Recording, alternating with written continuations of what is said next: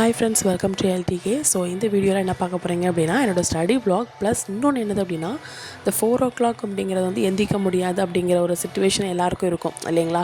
So எந்திரிக்க பழகிட்டோம் அப்படின்னா உங்களுக்கு வந்து அது கண்டினியூ ஆயிரும். ப்ளஸ் எந்திரிக்க இன்னும் ஸ்டார்ட் பண்ண முடியல அப்படின்னா ஃபஸ்ட்டு வந்து டைமிங்கை வந்து கொஞ்சம் என்ன பண்ணுங்க அப்படின்னா கம்மி பண்ணி வச்சுக்கோங்க. அதாவது 4 o'clock எந்திரிக்கிறதுக்கு பதிலாக நீங்கள் என்ன பண்ணுங்கள், 5 o'clock வந்து எந்திரிக்கிற மாதிரி பாருங்கள்.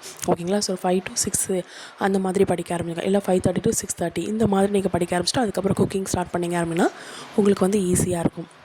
ஸோ அதே மாதிரி தான் கரெக்டாக நானும் என் ஃப்ரெண்டும் இதே மாதிரி தான் 4 o'clock சொதப்புவோம்.